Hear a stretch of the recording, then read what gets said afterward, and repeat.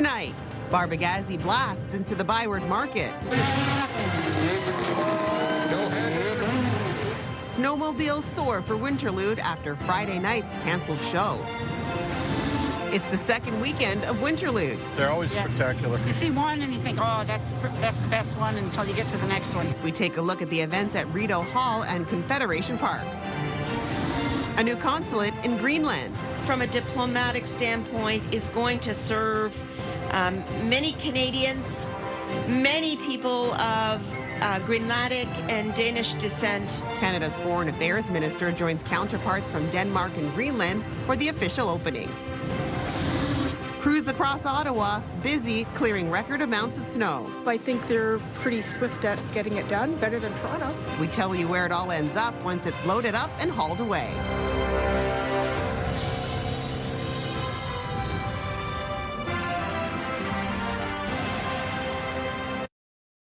Good evening and thank you for joining us. Well, after weather forced a cancellation Friday, the engines were finally revving in the ByWard Market as the Snowmobile freestyle event Barbegazi made its Winterlude debut, drawing big crowds while also providing a financial boost to local businesses. CTV's Josh Moreno is on York Street today to catch a glimpse of all the action. And Josh, I was there yesterday. It was called off. What was the vibe like there this afternoon? Yeah, Kim, the ByWard Market turned into a freestyle snowmobile course today with riders launching off ramps, pulling aerial tricks with hundreds of onlookers, and just steps from shops and restaurants. It's not a bird or a plane.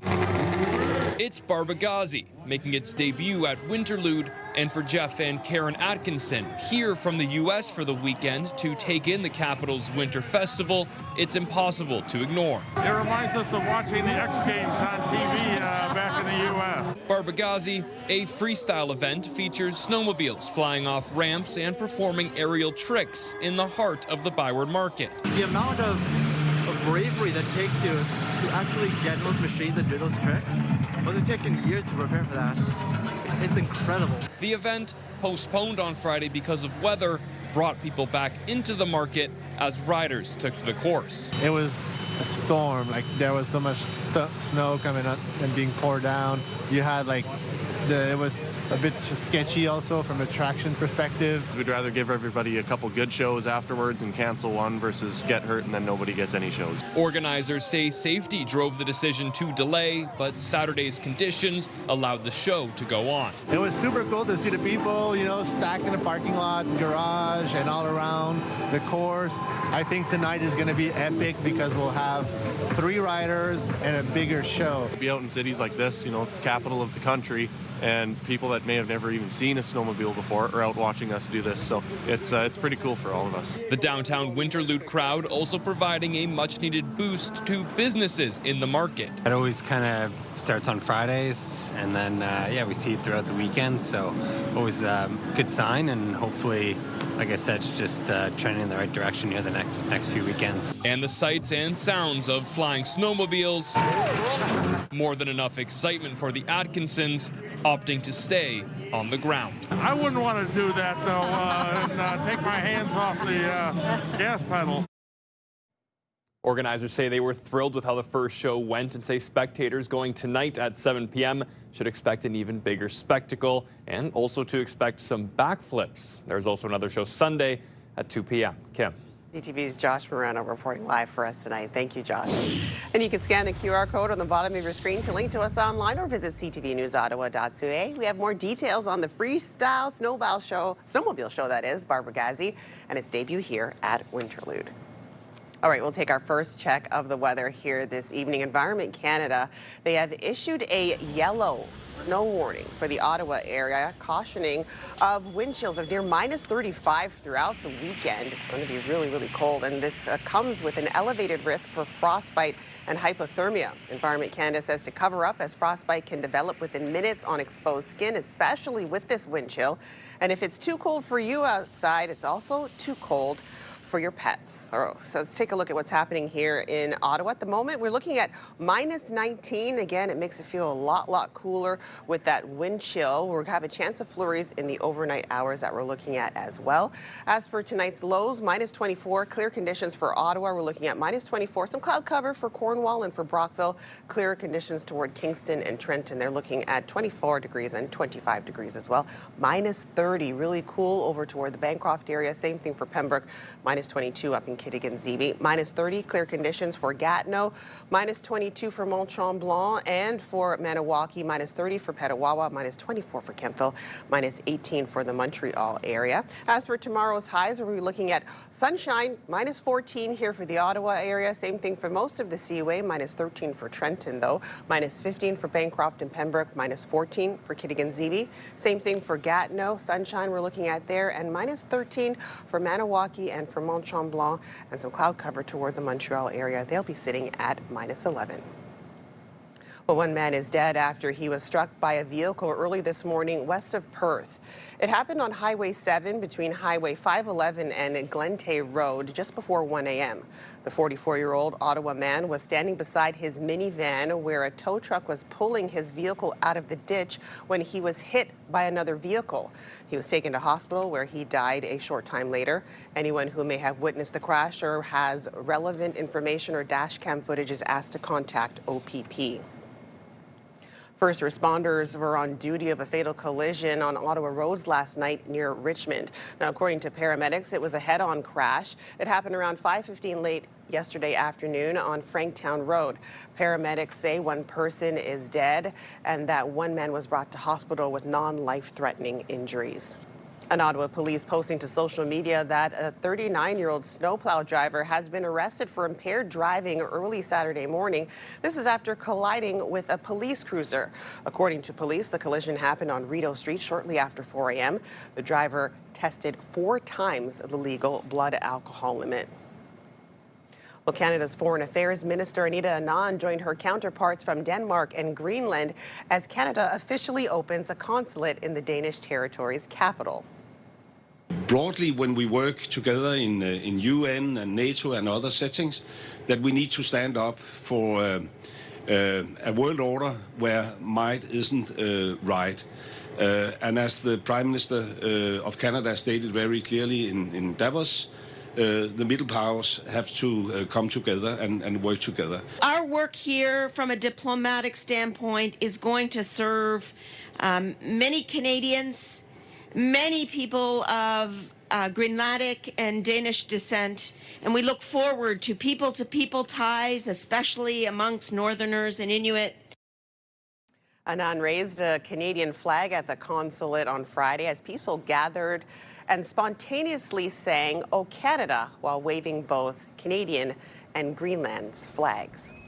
And the federal government first pledged to launch a new diplomatic mission back in 2024. Now, since then, U.S. President Donald Trump has been escalating threats to annex the Danish territory. CTV's Abigail Beeman has more. You have been nothing but a friend. Canada's Foreign Affairs Minister met with her Danish and Greenlandic counterparts and toured this Canadian Coast Guard icebreaker vessel docked in Nuuk.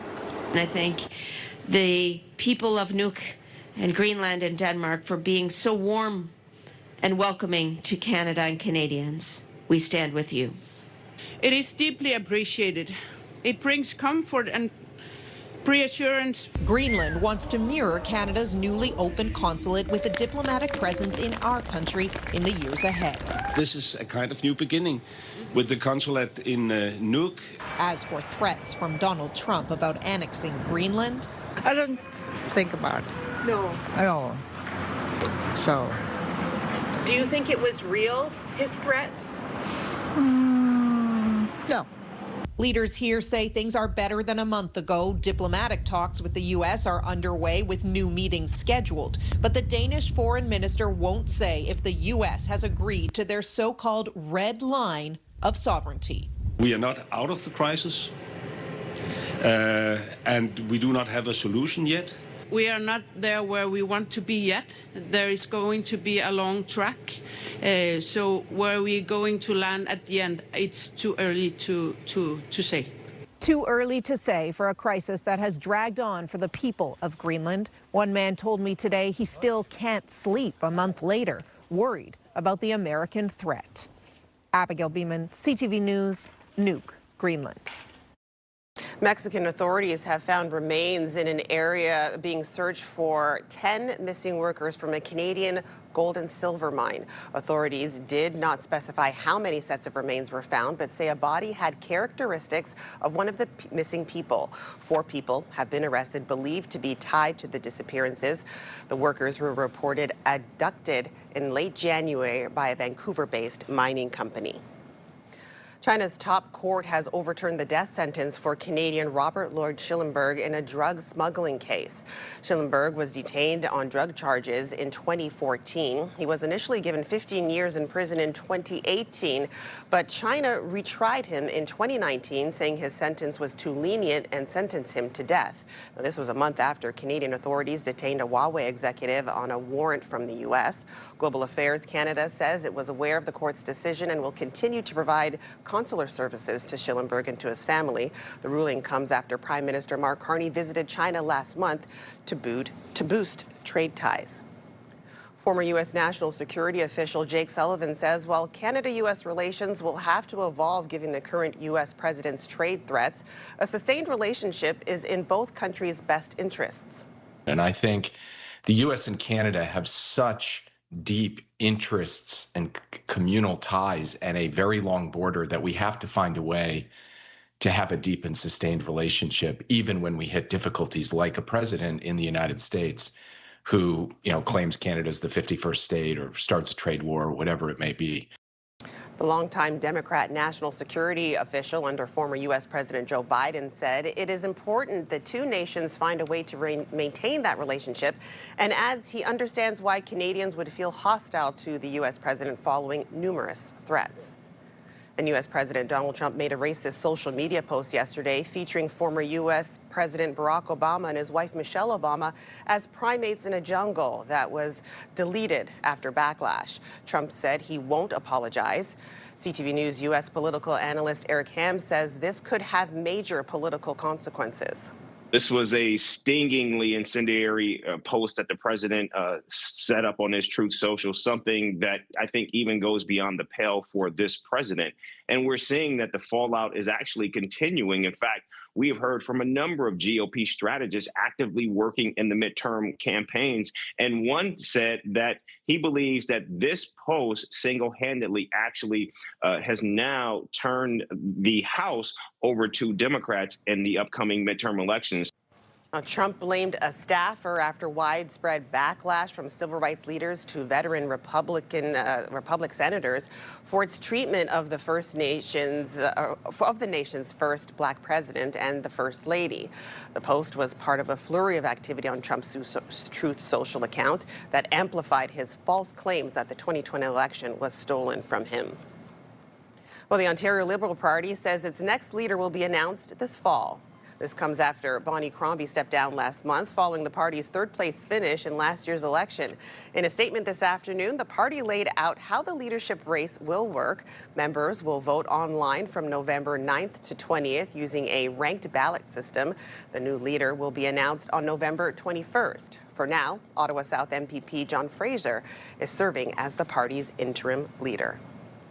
Well, there's continued fallout from an organized crime investigation into several members of the Toronto Police Service.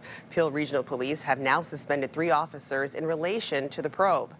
The corruption and organized crime probe by York Police, dubbed Project South, led to 46 charges against 7 Toronto officers and 1 retired member. Now, among the allegations is that they leaked information to organized crime figures, which set off a string of shootings in the GTA.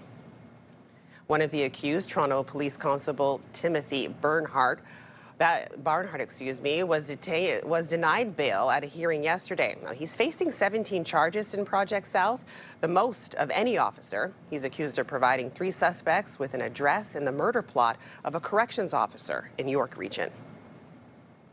Well, Prime Minister Mark Carney announced this week that the government is scrapping its electric vehicle sales mandate in favor of a new 5-year, $2.3 billion EV affordability program. Now, that will be available to consumers by mid-February. CTV's Austin Lee has more and joins us live with that. Austin. Well, Kimberley, Industry Minister Melanie Joly spoke about what she called the government's commitment to supporting the country's auto industry while visiting Linamar, a major manufacturer for the automotive and industrial sectors. The motivations behind the measures are to make the Canadian auto industry both less reliant on gas-powered vehicles and also less dependent on the United States. Joly has faced questions about whether the plan is too ambitious, but while visiting the manufacturing giant, she talked about how the company can help with this EV push.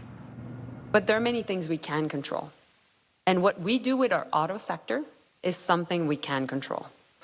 And so we'll continue to fight for auto workers, we'll continue to fight for auto businesses, and I'll make sure that I fight within Cabinet to prioritize the auto sector. The new plan is a new rebate of up to $5,000 beginning February 16th for fully electric vehicles and up to $2,500 for plug-in hybrid models. The rebate will not apply to Chinese EVs. Now, the government is also rolling out new supports for auto workers through the industry's transition period with the aim of protecting jobs as the domestic sector tries to diversify to new markets. Kimberley. CTV's Austin Lee reporting live for us. Thank you very much, Austin. And returning now to our coverage of the 48th annual Winterlude this weekend as people embrace the cold for some winter fun. CTV's Camille Wilson was out and about checking some of that action for us. Camille, how was it? It was good. It was cold, Kimberly, but I can say that people were still out there for the second weekend of Winterlude celebrations. And even though it was a cold one, things are heating up with these cool events. Some winter enthusiasts are bundling up and taking on new challenges. It all starts with a sketch. Then the sculpting. This is the first time Mathieu Russell-Lewis and Jenny Chang are ice carving. When we saw that this competition was happening, we wanted to try it out. 10 duos taking on the challenge of creating unique sculptures competing in the Winterlude Ice Carving Public Challenge. We're trying to make a beaver today. I think it's a great representation of Canada. We have a father and son polar bear ice fishing. Elise Manzo is an artist, but not a carver. This is kind of the vision that we have. We'll see how well we can execute it, but we're very excited. It's the first time. First-time carvers with the assistance of a professional given a couple of hours to learn before their work is judged in the Ryan Hill Public Challenge. Ryan Hill actually participated in this event in 2013 and won. His first time ever doing ice carving. What's super amazing is he became an international ice carver, and he actually did ice carvings for us for over 12 years here at Winterlude. Unfortunately, he passed away last spring, and so we've decided to rename the public challenge in his honor. Even leaving spectators amazed. I think it's a wonderful opportunity for people to explore their creative side. I love that they come up with their own ideas and they make that a reality. Winterlude continues at Rideau Hall for the Governor General's winter celebration. We're excited to come every year despite the cold. We've been coming for the last 4 years and she loves it. Inviting families to participate in activities, enjoy food and music. I feel like it would be the hot chocolate with the cookies and the games. We also like the estate. We enjoy coloring inside. Back at Confederation Park, winning is not as important for these two. We just want to have some fun. It's a really good family event. Winterlude continues at Confederation Park's Crystal Garden with ice sculptures, Snowflake Kingdom at Jacques Cartier Park with tubing, ice igloos, and a Ferris wheel, and a free shuttle bus taking you from location to location. Winterlude runs until February 16th. Kimberly. Lots of fun to do, but people got to bundle up. It is cold out there. Very. Yes, I'm still warming up from yesterday. Well, CTV Ottawa has extended coverage of Winterlude on right throughout the National Capital Region. There are more stories online at ctvnewsottawa.ca. Definitely, we've had some really light winters lately, but it's been manageable. As crews across Ottawa are busy clearing all that snow from the streets, where does it all go? We'll tell you where it does when we come back. And here's a live look through our Centennial Glass Sky Cam. Minus 19 degrees out there, but it feels a lot colder with that wind chill. Saving lives is what they do. February is Heart Month, and together we can support the University of Ottawa Heart Institute in providing world-class cardiac care. For almost 50 years, our community has played a critical role in advancing the Institute's life-saving work. Your donation will support groundbreaking research, innovative patient care, education, and prevention. To learn more, visit FebruaryIsHeartMonth.ca. Proudly sponsored by CTV. Here's a look at the Queensway. Right now we're looking at traffic overall moving quite nicely east and westbound. If you are planning to head out right now, we don't have any major slow to deal with, but again, could see some slowdowns here and there just for volume. All right, we'll take another look at what's happening weather-wise in the capital, an extended look at the capital. And look, I got to show you this one more time. All right, show me what you got. We have another look at Barbegazi in the ByWard Market. Tons of fans gathering to check that out, and the sun was out, was awesome as well. Environment Canada, they do have a yellow warning for cold here for the Ottawa area. Could see temperatures hit as low as -35. And take a look at this. This looks familiar, right? It's a severe frosty winter that has transformed the historic canals of St. Petersburg, Russia, into rinks of ice and impromptu walking and cycling paths with a deep freeze there that have strengthened the Fontaine River to allow people to skate, walk, and use it like a regular surface. Looks like the Rideau Canal, but yeah, that is in Russia. So we'll take a look at what's happening weather-wise. Here's a look through the satellite radar. Again, we have some clearer conditions. Some lingering flurries could be coming through us in the overnight hours here for the Ottawa area. But overall, looks like it's going to be shaping up to be a pretty great weekend. So we'll take a look at what's happening across the country right now. We're just looking over there, and it looks like -6 in those areas that we're looking at. And again, we'll take a look at that. We'll skip through this board here. We'll take a look at what's happening closer to us here at home in the Ottawa area. So again, we had the evening, -24 is what we're looking at with a chance of flurries. Again, very, very cold. That yellow warning from Environment Canada for us here in the Ottawa area. Again, very cold temperatures that we're looking at. Could have frostbite, could have hypothermia. Again, something to look out for. As for Sunday, we're looking at a daytime high of -14 degrees, but lots of sunshine in store for us. For the Ottawa Valley, some overcast skies we're looking at in the overnight hours, but look at that, -30 that they're looking at for their low there. And as for tomorrow, -15 will be your high with some sunshine. Over toward the Seaway, chance of flurries as well, -24 that we're looking at, and could see a mix of sun and cloud, mainly sunny though tomorrow. -14 will be the high. For this next 7 days ahead, again, Sunday, we're looking at lots of sunshine here for the Ottawa area, -14 degrees, an overnight low then of 24 degrees. Then on Monday, overcast skies with, again, -10 looks like it's going to be the high. Then we could see some flurries roll in on Tuesday and Wednesday. We've got a -7 for your high on Tuesday, -4 on Wednesday, -5 on Thursday with some cloud cover. And then looking toward next weekend, we could see single digits as well, with, again, a mix of sun and cloud for both Saturday and for Sunday. Well, crews across Ottawa have been busy clearing snow from city streets this winter, but once that snow is loaded up and hauled away, many residents are wondering where it all ends up. CTV's Dave Charbonneau has more. For Janice Ioe, having snowbanks cleared is more about safety than convenience. This is a school bus route, so, it does matter to have the streets cleared. While Ottawa hasn't experienced the monster snowstorms of the past, smaller amounts of snow on many winter days has kept city crews busy. The snow removal has been fine this year. It doesn't, we live in Ottawa, it doesn't seem like it's that much worse, or definitely we've had some really light winters lately, but it's been manageable. And this is where all that snow from your street ends up, in one of 6 city snow disposal facilities. When we enter our snow removal operations, these facilities will run 24/7 for the period where we're hauling snow in these areas. These sites are designed to manage more than just melting snow. And the reason we have these is so we can control as the snow melts. We want to control all the meltwater and then make sure we're any debris that is in the snow piles, we are taking that, cleaning, disposing of it properly. This mountain of snow will get 4 times bigger before it starts to melt. As the snow pile shrinks, the water is collected and treated before it leaves the site. When all this pile melts, the water will drain into the settling pond here. That way we're capturing any debris that comes out and gets into there, and then this is treated, and then the water goes out from here.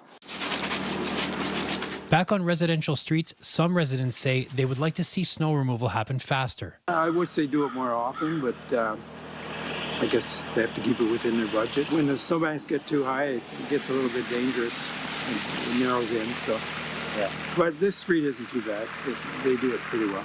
For Janice Ioe, the bottom line is results. They do a pretty good job. I think they're pretty swift at getting it done, better than Toronto.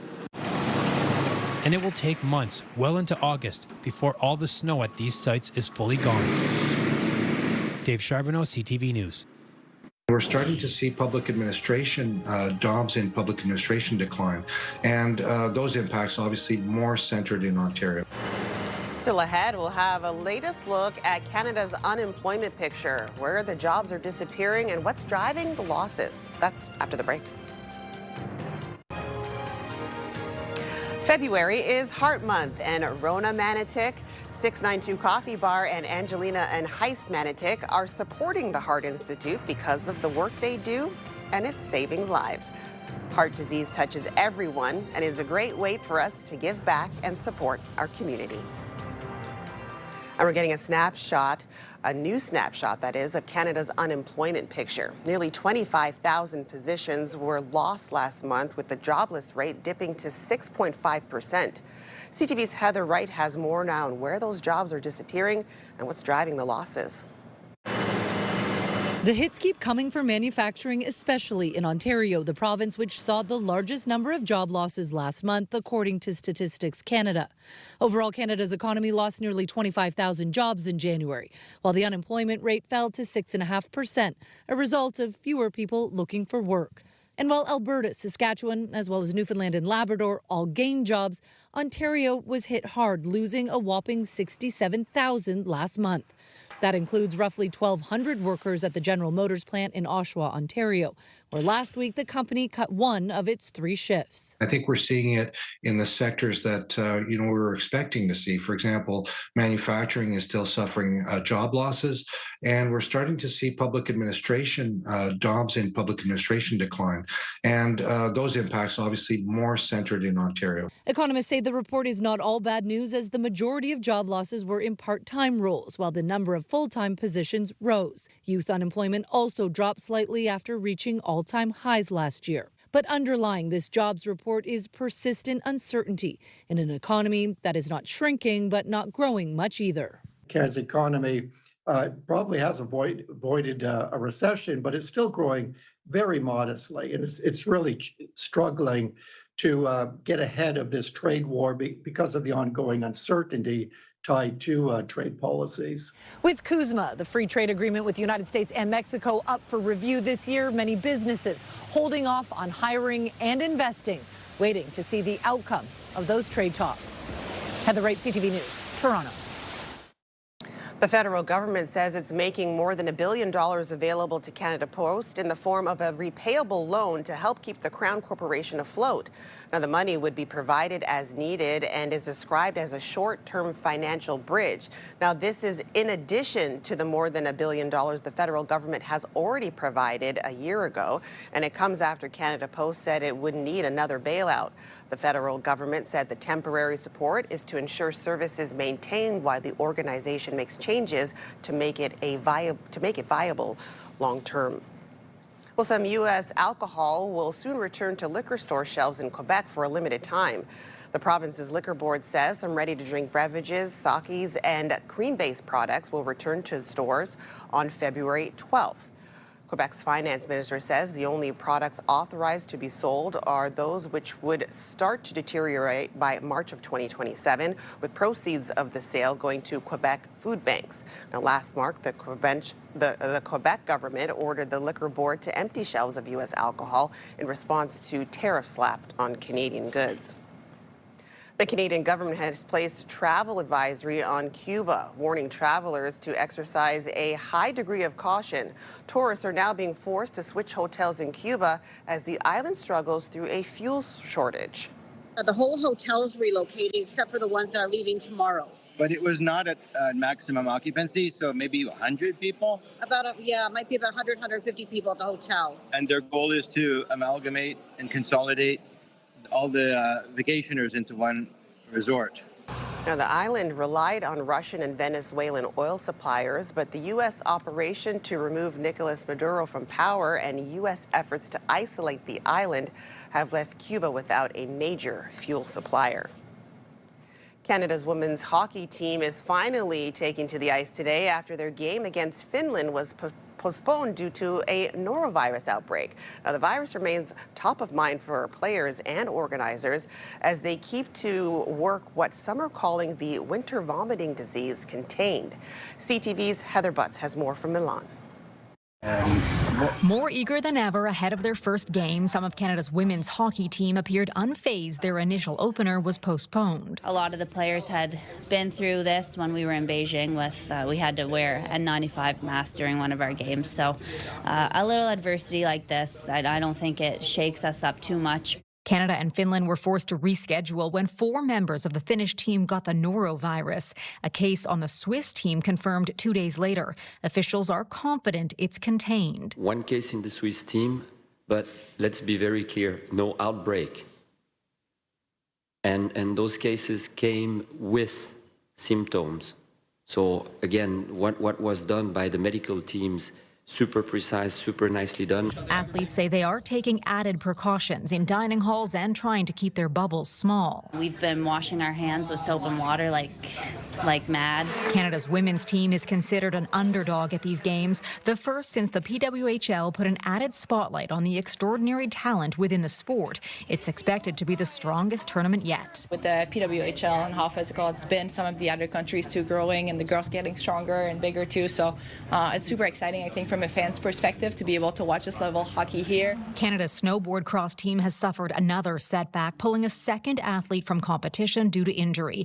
Marietta O'Dine withdrawing after fracturing her ankle during a training run. The Olympic medalist just returning from a different injury. I saw a completely different side of myself emerge from breaking a bone in November, such a short time away from the Olympics. I feel really proud of myself for the effort that I was able to put in and how I was able to show up here to the games.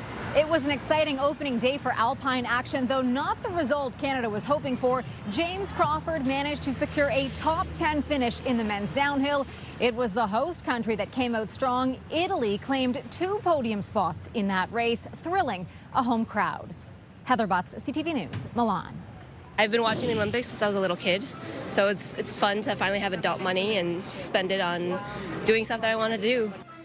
All right, when we come back, we'll have more from Milan and the passion for fashion at the Olympics. We talk to visitors buying the most sought-after souvenirs of the 2026 Games. Get the latest live local breaking news. Sign up now for our morning and evening CTV News Ottawa newsletter. The best local content from CTV News, Your Morning Ottawa, and News Talk 580 CFRA. Get it all in one place. Sign up now at ctvnewsottawa.ca. The CTV News Ottawa newsletter is brought to you in part by CAA Business.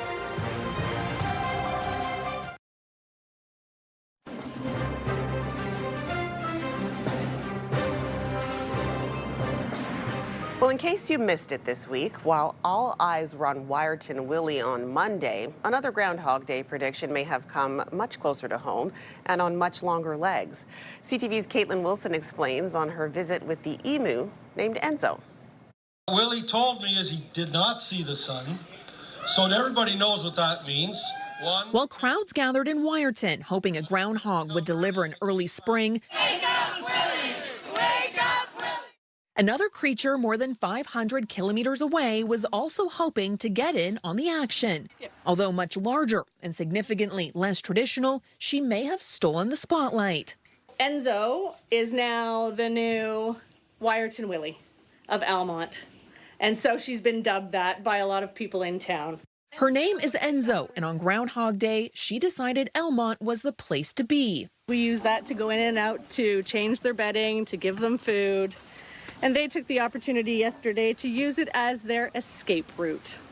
Enzo escaped with her sister Blue from Gagne Homestead and Rescue and took herself on a tour of the town. And at some point, she stopped, looked down, and saw her shadow. Blue was a little bit more cautious in that she only made it to the driveway.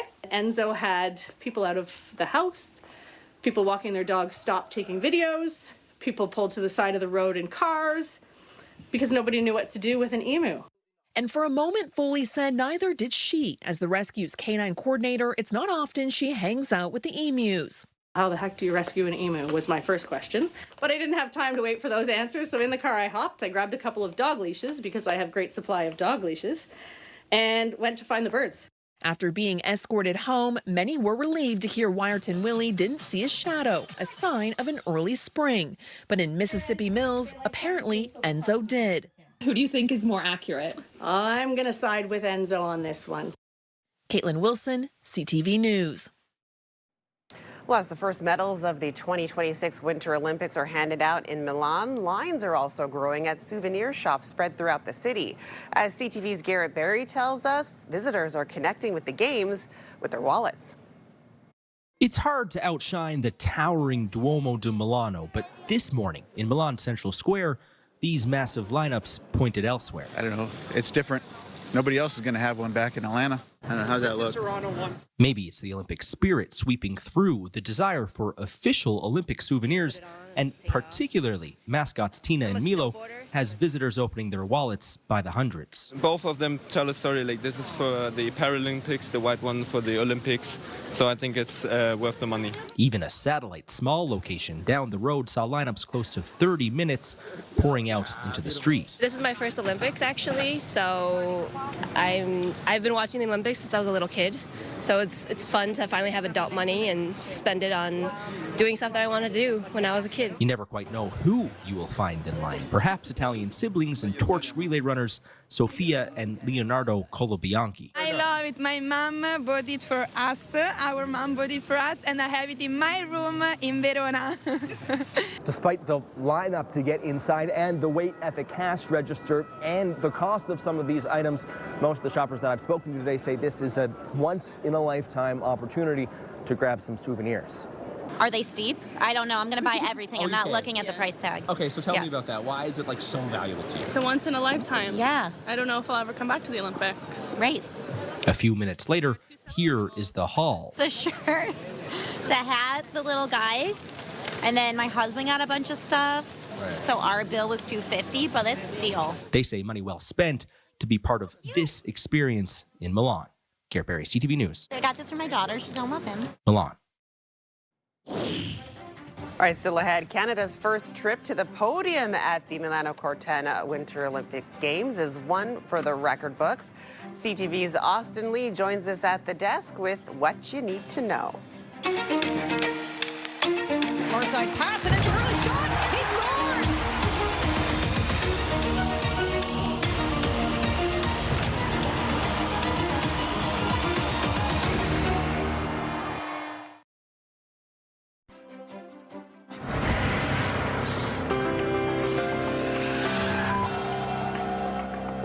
In tonight's Big Picture, an event themed on writing spring festival couplets to express good wishes was held in China with humanoid robots. Over 500 calligraphers, enthusiasts, and students gathered to write spring festival couplets together.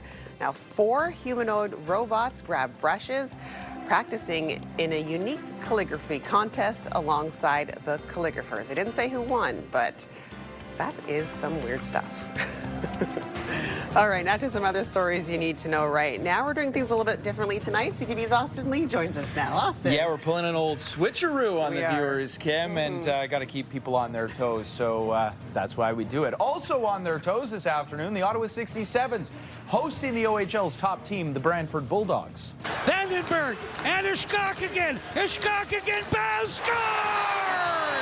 The Barber Poles scoring 4 unanswered goals after the Bulldogs opened the scoring. That would be the game. They would go on to win this one against, again, Brantford, the OHL's top team. The 67s moving into second place in the Ontario Hockey League. They're now just 2 points behind the Bulldogs for the top spot in the league. 5-1 is the final. Ottawa Police and Ottawa Firefighters are taking to the ice after this game as well for the Siren Series. That game is underway as we speak.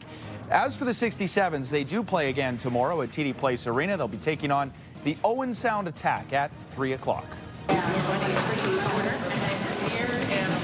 The Elmdale Bookfest is underway this weekend. The event taking place at Elmdale Public School on Iona Street. That's near Fisher Park. It's the school's most important fundraiser of the year. They're selling books, of course, puzzles, records, games, and more. It is back on tomorrow from 10 a.m. until 4 p.m. Oh, 1, 2, 3. Sweet moments there, touching moments, in fact, courtesy of the kids at CHEO for our Canadian athletes at the Winter Olympics. The Children's Hospital posting this video of patients singing the national anthem. The caption says it is their way of sending good luck to the athletes over in Italy at the Winter Games. And that message from CHEO appears to have done the trick. Valerie Malte skated Canada to its first medal at the 2026 Winter Olympics, winning bronze in the women's 3,000-meter long track speed skating. The 35-year-old captured her first individual Olympic medal.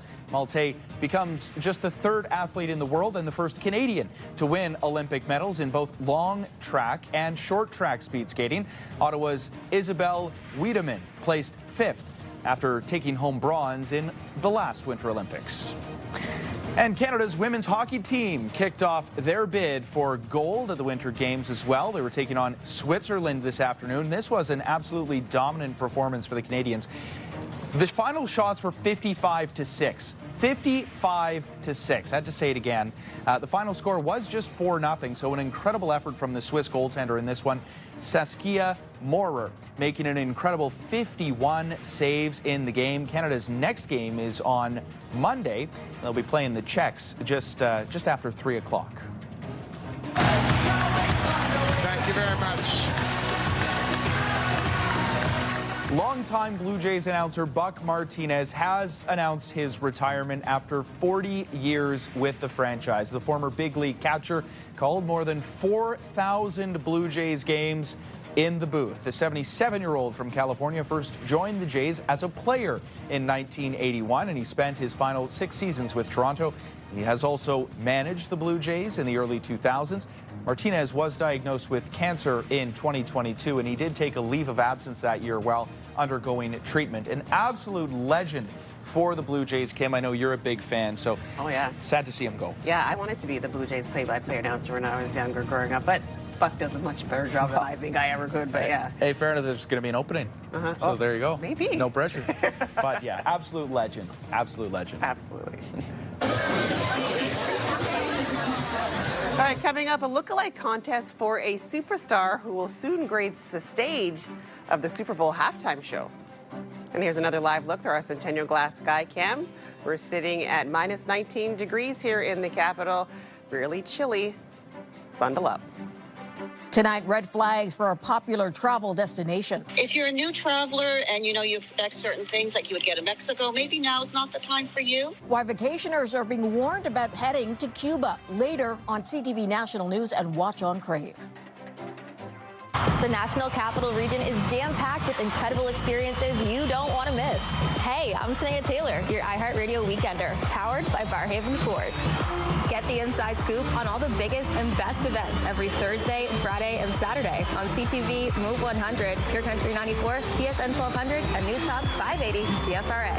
iHeartRadio Weekenders is powered by Barhaven Ford, Ottawa's newest and largest Ford dealership, and Ontario's #1 Ford EV dealer. Hairstyles, courtesy of Salon Fiorella. Here's a recap of the top local stories that we're following right now. They're always spectacular. You see one and you think, oh, that's the best one until you get to the next one. They're all beautiful. It's the second weekend of Winterlude across the National Capital Region. We take a look at the events on at Rideau Hall and Confederation Park.